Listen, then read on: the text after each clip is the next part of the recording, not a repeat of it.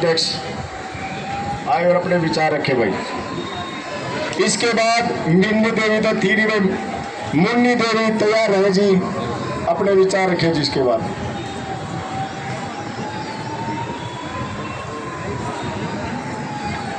बहुत बहुत धन्यवाद सर।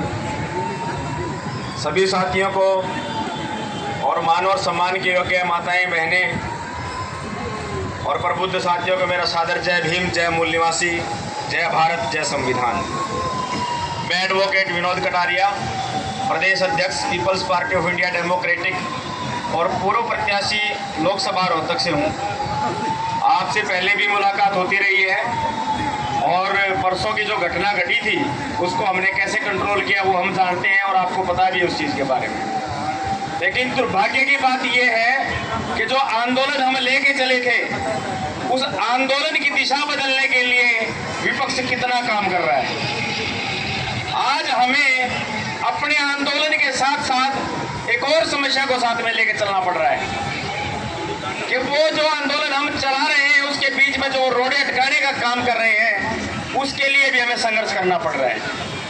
यानी कि इस सरकार के अंदर जो पॉलिसियां ये बनाती है उसको लागू नहीं करती, उसको लागू करने के लिए संघर्ष हम ही कर रहे हैं और उस लागू करने की जो प्रक्रिया है उसके बीच में जो ये रोड़े पैदा करते हैं उसको हटाने का संघर्ष भी हम कर रहे हैं। और हम ऐसी सरकारों को चुन के यहाँ तक लेके आए हैं।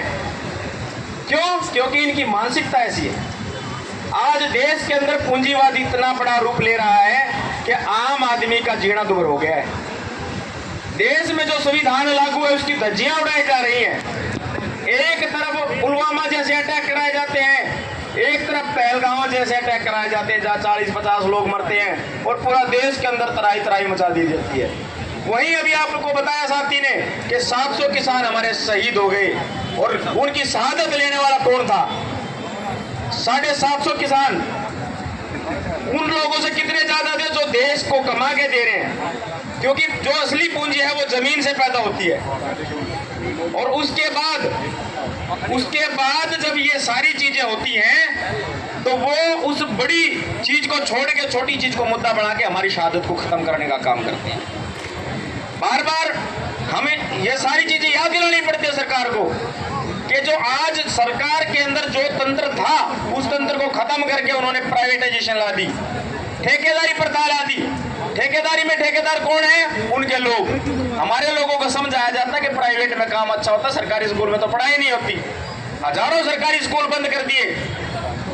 और उसके बाद आज अगर हम बात करें तो हमारे लोगों के पास व्यवस्था क्या रही? हम ठेकेदारों के बंधुआ मजदूर बन के रह गए।